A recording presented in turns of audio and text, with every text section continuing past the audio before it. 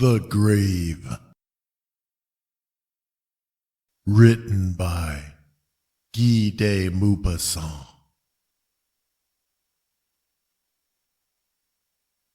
The 17th of July, 1883, at 2:30 in the morning, the watchman in the cemetery of Béziers, who lived in a small cottage on the edge of this field of the dead, was awakened by the barking of his dog, which was shut up in the kitchen. Going down quickly, he saw the animal sniffing at the crack of the door and barking furiously, as if some tramp had been sneaking about the house.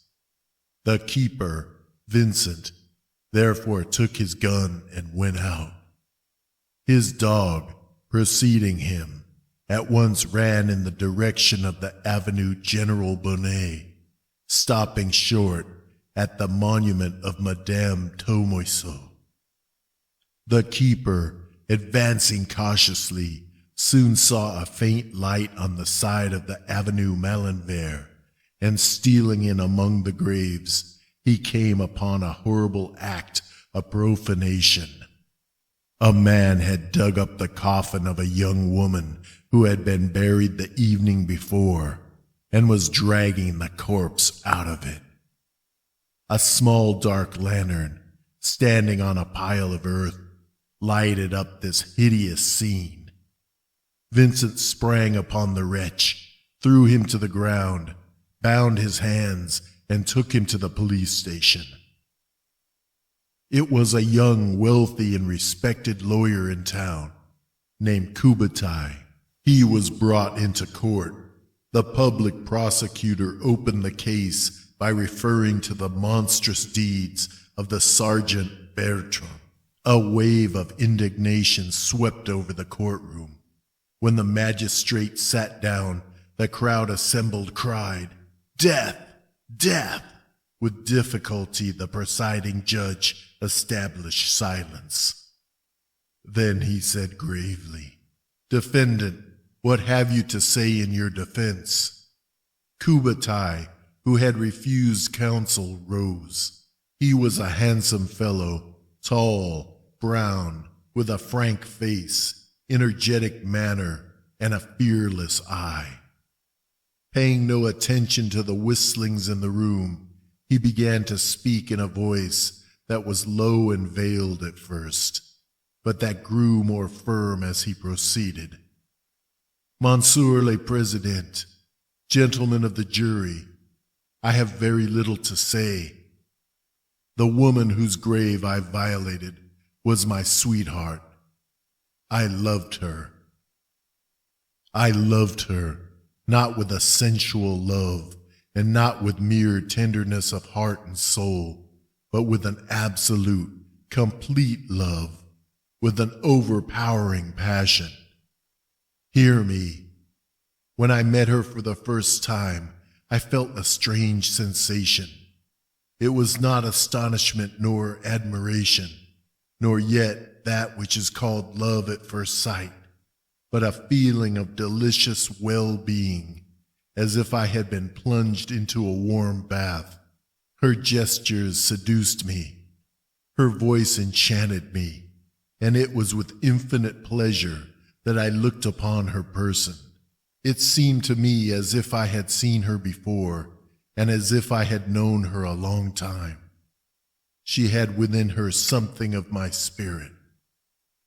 She seemed to me like an answer to a cry uttered by my soul, to that vague and unceasing cry with which we call upon hope during our whole life. When I knew her a little better, the mere thought of seeing her again filled me with exquisite and profound uneasiness. The touch of her hand in mine was more delightful to me than anything that I had imagined. Her smile filled me with a mad joy, with the desire to run, to dance, to fling myself upon the ground. So we became lovers. Yes, more than that. She was my very life. I looked for nothing further on earth. and had no further desires. I longed for nothing further. One evening, when we had gone on a somewhat long walk by the river, we were overtaken by the rain, and she caught cold. It developed into pneumonia the next day, and a week later, she was dead. During the hours of her suffering, astonishment and consternation prevented my understanding and reflecting upon it. But when she was dead, I was so overwhelmed by blank despair that I had no thoughts left. I wept. During all the horrible details of the interment, my keen and wild grief was like a madness, a kind of sensual, physical grief. Then when she was gone, when she was under the earth, my mind at once found itself again, and I passed through a series of moral sufferings so terrible that even the love she had vouchsafed to me was dear at that price. Then the fixed idea came to me: I shall not see her again.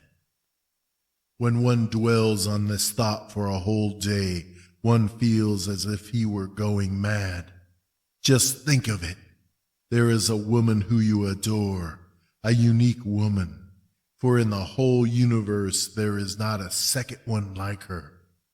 This woman has given herself to you and has created with you the mysterious union that is called love.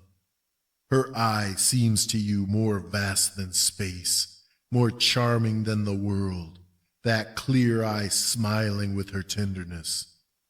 This woman loves you. When she speaks to you, her voice floods you with joy. And suddenly she disappears. Think of it. She disappears, not only for you, but forever. She is dead. Do you understand what that means? Never, never, never, not anywhere will she exist anymore. Nevermore will that eye look upon anything again. Nevermore will that voice, nor any voice like it, utter a word in the same way as she uttered it. Nevermore will a face be born that is like hers. Never, never. The molds of statues are kept. Casts are kept by which one can make objects with the same outlines and forms. But that one body and that one face will never more be born again upon the earth. And yet millions and millions of creatures will be born, and more than that. And this one woman will not reappear among all the women of the future. Is it possible? It drives one mad to think of it. She lived for 20 years, not more, and she has disappeared forever, forever, forever. She thought, she smiled, she loved me. And now nothing. The flies that die in the autumn are as much as we are in this world. And now nothing. And I thought that her body, her fresh body, so warm, so sweet, so white, so lovely, would rot down there in that box under the earth. And her soul, her thought, her love, where is it? Not to see her again. The idea of this decomposing body that I might yet recognize haunted me. I wanted to look at it once more. I went out with a spade, a lantern, and a hammer. I jumped over the cemetery wall, and I found the grave, which had not yet been closed entirely. I uncovered the coffin and took up a board. An abominable odor, the stench of putrefaction, greeted my nostrils. Oh, her bed perfumed with orris. Yet I opened the coffin, and holding my lighted lantern down into it, I saw her. Her face was blue, swollen, frightful. A black liquid had oozed out of her mouth. She, That was she. Horror seized me, but I stretched out my arm to draw this monstrous face toward me. And then I was caught. All night I have retained the foul odor of this putrid body, the odor of my well-beloved, as one retains the perfume of a woman after a love embrace. Do with me what you will. A strange silence seemed to oppress the room.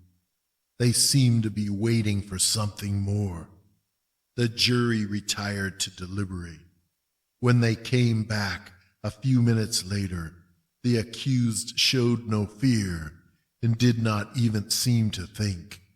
The president announced with the usual formalities that his judges declared him to be not guilty.